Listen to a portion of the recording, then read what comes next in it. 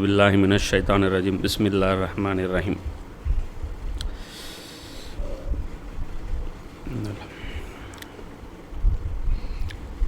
இப்போ அந்த 2 வசனங்களுக்கு, அந்த 3 வசனங்களுக்கு பார்த்தோமா, 2 வசனம் பார்த்தோம் இன்ஷா அல்லாஹ்.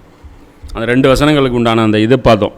அப்போ இந்த மோசமான அந்த கூட்டம் இருக்கு இல்லையா, அந்த கூட்டத்தை ஃபாலோ பண்ணாதீங்க. அல்லாஹ் சொல்கிறான், மனோ இச்சையை மட்டும்தான் அவங்க பார்ப்பாங்க, லாப நஷ்டம் தான் பார்ப்பாங்க. இப்போ இது யாருக்கு பொருந்தும்? அதாவது டைரெக்டாக யாருக்கு பொருந்தும்? அபூ ஜஹலுக்கு பொருந்தும். அல்லாஹ் நினைக்க மாட்டேங்கிறான், அலட்சியம் பண்ணுறான், தனக்கு என்ன பெனிஃபிட் இருக்குன்னு பார்க்குறான், இந்த தீனில் தன்னுடைய லாபத்தை தேடுறான். அந்த மாதிரி இருக்கிற அவங்க கூட நீ ஃபாலோ பண்ணாதீங்க, அவங்க கூட நீங்கள் இருக்காதீங்க. அவன் சொல்கிற அந்த கண்டிஷன் இருக்குல்ல, எங்களுக்கு ஒரு நாள் அவங்களுக்கு ஒரு நாள், அதை ஏற்றுக்காதீங்கிறான். இப்போ இன்றைக்கி எங்கே அப்ளை ஆகுது? இந்த மேற்கத்திய நாடுகள், இந்த ஷைத்தான்கள், இந்த கூட்டங்கள், இந்த WHO-கள், இந்த உலக வங்கிகள், இந்த ஐநா சபைகள், இந்த G8 G7 எல்லாமே எடுத்துங்க. அப்போ இந்த மோசமானவர்களுக்கு நட்பு நம்ம இருக்கக்கூடாது. இப்போ இந்த கவர்மெண்ட்டுடைய ஃபாரின் பாலிசியும் இந்த வசனத்தின் அடிப்படையில் இருக்கணும். இந்த ஃபாரின் அக்கீதா எது உலக நாடுகளுடைய ஃபாரின் அக்கீதாவை இது இருக்கணும். அப்போ அல்லாஹ் இந்த சொல்கிறான். இப்போ அடுத்த வசனத்தில் அல்லாஹ் சொல்கிறான், தெளிவாக நீர் கூறிவிடும், இது உங்கள் இறைவனிடமிருந்து வந்துள்ள சத்தியமாகும். அப்போ 3வது கண்டிஷன், அதான் அந்த குகை வாழ்க்கையில் நான் சொன்னேன்ல, என்னென்ன நம்ம செய்யணும் அப்படின்னு, தாவா கண்டிப்பாக இருக்கணும் அப்படின்னு நான் சொன்னேன் இல்லையா. அல்லாஹ் இங்கே என்ன சொல்கிறான், தெளிவாக எடுத்து சொல்லுங்க அப்படிங்க. ஓடிடுங்க, சேஃப்டி ஆகிக்குங்க, அண்டர் கிரவுண்டில் போய்க்குங்க, ஆடு பிடிச்சிட்டு போயிருங்க, அது ஜாலி. அது இங்கே உயிரை காப்பாற்றிக்கிட்டு ஆடு பிடிச்சிட்டு வாழ்கிற என்ன கஷ்டமாக போய் வாழ்ந்து பாருங்கள். அது இயற்கையாக வாழ்கிற எவ்வளோ ஜாலியாக இன்பமாக இருக்கும். நமக்கு இங்கே பழகினாலும் நமக்கு ஒரு மாதிரியாக இருக்குது. இங்கேயாவது கஷ்டம், இன்றைக்கி இதுன்னு தெரில, இன்றைக்கி தொழில் என்ன, பெட்ரோல் ரேட்டு ஏறுது அதுன்னு தெரில, அங்கே போயிருங்க பாருங்கள், ஜாலியாக இருக்கும். ஒரு ஆடு குட்டி போட்டுருச்சுன்னா மகிழ்ச்சியாக இருக்கும், அப்படியே ஜாலியாக இருக்கும். கோழி முட்டை போட்டுச்சுன்னா சூப்பராக இருக்கும். ஒரு மரம் காய் கொடுத்துருச்சுன்னா அருமையாக இருக்கும். அது நிம்மதியாக இருக்கும் அந்த வாழ்க்கை. அப்போ ஒதுங்கி வாழ்கிறது அது பெருசாக அல்லவாக தியாகம் பண்ணுற மாதிரி இல்லை. அது அவன் செலக்ட் பண்ணிட்டு போகிறான். நிறைய பேர் இங்கே இருக்கிறவங்க, அமெரிக்காவில் சாஃப்ட்வேர் இன்ஜினியர் இருந்தவங்கலாம் பாருங்கள், இங்கே கார்டு வாங்கிட்டு இருக்கான். அங்கே போய் பார்க்குறான், எல்லாம் வேஸ்ட்டாக இருக்குது. உணர்ந்துக்கிறான் உண்மையோட யதார்த்தத்தை. படித்து அமெரிக்கா போகணுங்கிற, அங்கே போனோன்னே வண்டவாளெல்லாம் தண்டவாளம் ஏறிடுது. என்ன தேங்காய் பால் 1000 ரூபாய்க்கு விற்கிது, பழைய சோறு 300 ரூபாய்க்கு விற்கிறான். முருங்காய் பவுட்ரு 100 கிராம் 300 ரூபா. அவன் பார்க்குறான். இந்த கருமெல்லாம் அப்படி பார்த்தா என் சாப்பாடு, இப்போ நீங்கள் ஒரு பிளேட் நம்ம வச்சுருக்கிறது 3000 ரூபா வருது. நம்ம சாப்பிட்ற சாப்பாடு, காய்கறியோட சாப்பாடு, ஒரு தேங்காய் இதெல்லாம் சாப்பிட்றது வருது எவ்வளோ? 3000 ரூபா. அப்போ யார் பணக்காரன்? ஒரு நாளைக்கு 9000 ரூபாய்க்கு சாப்பிட்றோம் அமெரிக்காவுடைய கணக்குப்படி. அப்போ கணக்குப்படி பார்த்தோம்னா நாம் தான் பணக்காரன். அப்போ அவங்களாம் ரியலைஸ் பண்ணிட்டு வந்துடுறான், குகை வாழ்க்கைக்கு வந்துடுறான். நம்ம அந்த குகை வாழ்க்கையை பெருசாக அது தியாகம் பண்ணுறான். அது இல்லை மேட்ரு, அது விஷயமே வேறு. அல்ல என்ன சொல்கிறான், தாவா செய்யணும், தெளிவாக கூறிவிடும், சொல்லுங்க, தெளிவாக சொல்லுங்க, இது உங்கள் இறைவனிடமிருந்து வந்துள்ள சத்தியமாக நாங்கள் எடுத்து சொல்லுவோம். இது அல்லாஹ்வுடைய தீன். நபிக்கு ஒரு மிஷன் கொடுக்கப்பட்டது. இந்த பூமியில் அல்லாஹ்வுடைய தீன் மட்டும்தான் ரூலிங்கில் இருக்கணும். அது முஸ்லீம்கள் மேலே அல்லாஹ் சுமத்திய கடமை. தெளிவாக சொல்லிட்டோம். இனி நம்பிக்கை கொள்ள விரும்புவோர் நம்பிக்கை கொள்ள, விரும்புகிறவங்க நம்புங்க, பிரச்சனையே கிடையாது. நிராகரிக்க விரும்புவோர் நிராகரிக்கட்டும், வேணும்னா நிராகரிச்சுக்கோ. அல்லாஹ்வுடைய ஒரு தீன் மேலோங்க கூடாது. ரசூலுல்லாஹ்க்கு எந்த பணியும் கொடுக்கப்படல, வந்ததே வீணாக வந்தாங்க. எப்படி அதிகாரம் அல்லாஹ்ட்ட இருக்கக்கூடாது, மனிதர்கள்ட்ட இருப்பது தான் மனிதர்களுக்கு நல்லது. இப்படி சொல்லுங்கள், இங்கே ஸ்டேட்மெண்ட்டு கொடுங்க. இந்த மாதிரி உங்கள் வாயிலேருந்து தெளிவாக ஸ்டேட்மெண்ட்டு கொடுங்க. இப்போ நாம் இந்த ஸ்டேட்மெண்ட்டு கொடுக்குறோம், அப்போ ஆப்போசிட், இப்போ நாங்கள் பேசுகிற தப்புன்னா இப்போ ஸ்டேட்மெண்ட் உல்ட்டாவாக கொடுங்க. அல்லாஹ்வுடைய தீன் மேலோங்குவது தவறு, அது வந்துச்சுன்னா மனித குலத்துக்கு ஆபத்து. எப்படி மனித குலம் நாசமாக போயிடும், இந்த வழிகாட்டுதல் துனியாவும் ஹராமாக போயிடும். இப்படி சொல்லுங்கள். அப்போ அல்லாஹ் சொல்கிறான், விரும்பியவர் நம்பிக்கை கொள்ளட்டும், விரும்பியவர் என்ன சொல்கிறான், விரும்புவர் நிராகரிக்கட்டும். சொல்லிட்டு சொல்கிறான், விரும்புனா செஞ்சுக்கோன்னு நீ தானே சொன்னேன், நாங்கள் விரும்பிட்டோம் அப்படின்னு சொன்னால் அல்லாஹ் சொல்கிறான், அப்படி விரும்பிட்டீங்களா? அப்படி விரும்பும் நிராகரிப்பாளர்களுக்கு, கொடுமைக்காரர்களுக்கு நிச்சயமாக நாம் ஒரு நெருப்பை தயார் செய்து வைத்திருக்கிறோம். ஏதோ ரெண்டுமே அல்லாஹ் தான்ப்பா சொன்னான், நாங்கள் மறுத்துட்டோம் அப்படிங்களா. 2வது செலக்ட் பண்ணிங்கன்னா இதை பிடிச்சேன்னா இது நம்ம சொல்கிறோம், 2ல் 1 இதில் என்ன இதையும் சொல்லிட்டான். இது பிடிச்சா சொர்க்கம், இது பிடிச்சா நரகம். இது பிடிக்கிறியா பிடிச்சிக்கோ. அல்லாஹ் சொல்கிறான், நிராகரிப்பாளர்களுக்கு நாம் நிச்சயமாக ஒரு நெருப்பை தயார் செய்து வைத்திருக்கிறோம், அதன் சுவாலைகள் அவர்களை சுற்றி வளைத்தாகிவிட்டன. அதனுடைய நெருப்புடைய அந்த ஜுவாலைகள் சுற்றி வளைக்கும். அங்கு அவர்கள் தண்ணீர்கள் கேட்பார்களானில் உருக்கிய உலோகம் போன்ற நீர் அவர்களுக்கு கொடுக்கப்படும், அது அவர்களின் முகங்களை கரித்துவிடும்.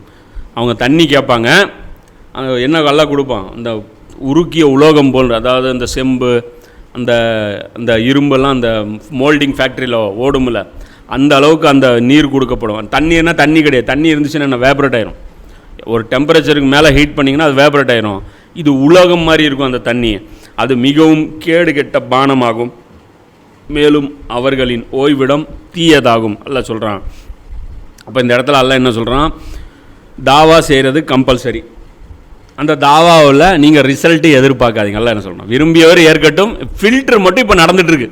என்ன நடந்துகிட்ருக்குன்னு நினச்சிட்டு இருக்கிறீங்க 1000 வருஷமா? ஹுசேன் ரலியல்லாஹுடைய அந்த ஹியாமிலிருந்து அவர் எந்திரிச்சு நின்னார்ல, அன்னிலேருந்து இன்னி வரைக்கும் என்ன நடந்துகிட்ருக்குன்னு நினச்சிட்ருக்கீங்க? ஹுசேன் ரலியல்லாஹுடைய படைக்கு ஆள் பேர் எடுத்துகிட்டு இருக்கிறாங்க. எத்தனை பேர் வர்றீங்க, எத்தனை பேர் வரல, அவ்வளோதான். தீன் மேலே வராமல் போனாலும் எங்களுக்கு பிரச்சனையே கிடையாது. எங்களுக்கு அந்த பட்டியலில் பேர் இருந்தால் போதும், நாங்கள் ஏற்றுக்கிட்டோம், அவ்வளோதான். இந்த பட்டியல் பேர் எடுத்துகிட்டு அல்லாவுக்கு தான் எல்லா அதிகாரமும். யாரெல்லாம் இதை ஒத்துக்கிறீங்களா இல்லையா? இப்போ இது பட்டியல் எல்லாம் எடுத்துகிட்டு இருக்கிறான். அப்போ எல்லாம் சொல்கிறான், விரும்பியவர் நிராகரிக்கட்டும். வந்தீங்கன்னா உங்களுக்கு வெல்கம் ட்ரிங்க். போனீங்கன்னா ஸ்டார் ஹோட்டல் போனீங்கன்னா என்ன பண்ணுவான், ரிசப்ஷனில் போய் நீங்கள் பேக் கீழே கூட வைக்க வேண்டியதில்லை, வெளியவே ஒரு ரிசப்ஷனிஸ்ட் வச்சுருவான், வச்சுட்டு ஒரு தட்டு வச்சுட்டு உட்காந்துட்டு இருப்பாங்க. நேராக போனீங்கன்னா ஒரு பொட்டு வைப்பாங்க, பொட்டு முஸ்லீம்னா ஒதுங்குவாங்க, வெல்கம் ட்ரிங்க் ஒன்று கொடுப்பாங்க, ஒரு டவல் ஒன்று இருக்கும், அப்படியே மூஞ்சியெல்லாம் அப்படியே தொடச்சிக்கிட்டு, ஈர டவல் இருக்கும், அதை தொடச்சிக்கிட்டு. சில ஹோட்டலில் மாலையும் போடுவாங்க, வெல்கம். அதாவது சொர்க்கத்தில் என்ன, நரகத்தில் என்ன வெல்கம் ட்ரிங்க்கு, தண்ணி கொடுப்பான், தண்ணி கேட்பான், கொண்டாந்து கொடுப்பாங்க. எல்லாம் சொல்கிறான், அதை குடிக்கலாம் வேண்டியதில்லை, மூஞ்சி கிட்ட மூஞ்சி கரிஞ்சிருங்க. குடிச்சு டேமேஜ் ஆகிறது பின்னாடி அது இன்னொரு வசனம் பேசுது. அது 47வது அத்தியாயத்தில் சூரா முகம்மது ரசூலுல்லாஹ் நிராகரித்தா என்ன அப்படிங்கிற அங்கேயே வச்சிட்டான். முகம்மதுடைய மிஷனை நிராகரித்தா என்ன அவர்கிட்ட முகம்மது அது செம்ம சூறா. அது இன்ஷால்லா அது ஒரு நாள் இதெல்லாம் முடிஞ்சதுக்கப்புறம் சூரா முகம்மது அது பார்ப்போம். பயங்கரமான சூறா அது அதனால தான் அந்த சூறா பேர் என்ன வச்சிட்டான் அல்லாஹ், சூரா முகம்மது. ரசூலுல்லாஹ்வுடைய பேரில் இருக்கிற சூறா. ரசூலுடைய மிஷன் தெளிவாக பேசும், மிரட்டும். அதில் பார்த்தீங்கன்னா சுப்ஹானல்லாஹ் அல்ஹம்துலில்லாஹ் எதுவுமே இருக்காது.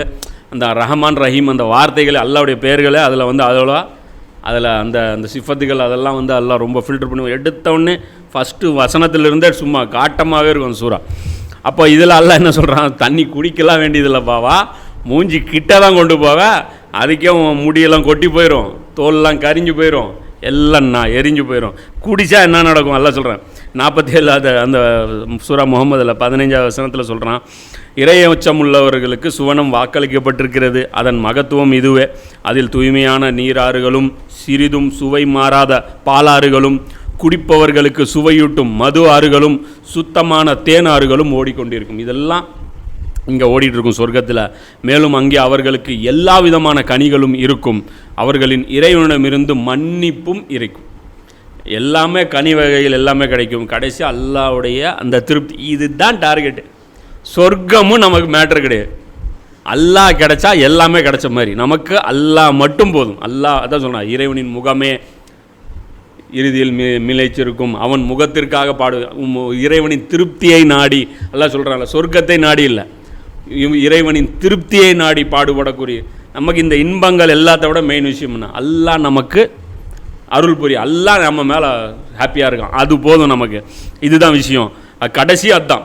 சொர்க்கம் எல்லாமே வந்ததுக்கப்புறம் அல்லாஹ் கேட்பான். இந்த ஹதீஸும் இருக்குது, சொர்க்கம் எல்லாம் அல்லாஹ் கொடுத்ததுக்கப்புறம் கேட்பான், இதுக்கு மேலே ஒரு பாக்கியம் இருக்குது வேணுமா அப்படிமா. என்ன அப்படின்னா, இதுக்கு மேலே என்ன பாக்கியம், இதே இவ்வளோ பாக்கியம் வந்துருச்சு, இதுக்கு மேலே என்ன பாக்கியம் அப்படிங்கும்போது அல்லாஹ் கடைசியாக என்ன பண்ணுவோம், தன்னுடைய ஒரிஜினல் உருவத்தில் வரும்போது அப்போ என்ன ஆயிரும், சொர்க்கம் கசந்து போயிடும், சொர்க்கம் என்ன ஆயிரும், அது சிங்க் ஆயிரும், அது ஒன்றும் பெருசாக தெரியாது. அப்போ அல்லாஹ்வுடைய அந்த திருப்தி இருக்குல்ல, அதுதான் நமக்கு டார்கெட்டு.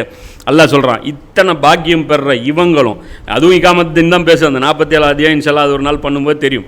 இதெல்லாம் யாருக்கு அல்லாஹ் பேசிகிட்டு இருக்கிறான்ட்டு.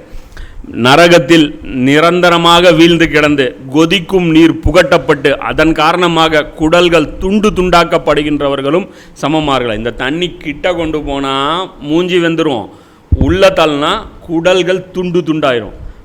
இப்படியாப்பட்ட ஒரு வாழ்க்கை தேவை அப்படின்னா நீங்கள் உங்கள் விருப்பப்படி ஆட்டம் போடுங்க, உங்கள் சௌரியத்துக்கு ஆடுங்க, ஒன்றும் பிரச்சனை கிடையாது. அல்லாஹ் சொல்கிறான், எவர்கள் இறை நம்பிக்கை கொண்டு நற்செயல் புரிகிறார்களோ அத்தகைய அழகிய செயல் புரிவோரின் கூலியை நிச்சயமாக நாம் வீணாக்குவதில்லை. இப்போ இந்த ஆள் இல்லாத கடையில் சில பேர் இன்றைக்கி டீ ஆற்றிட்டு இருக்கிறோம்ல, என்ன அல்லாஹ்வுடைய தீன் மேலோங்கணும், அல்லாஹ்வுடைய தீன் மேலோங்கணும், அதற்காக புக் எழுதுகிறேன். உட்காந்து புக் எழுதுறது.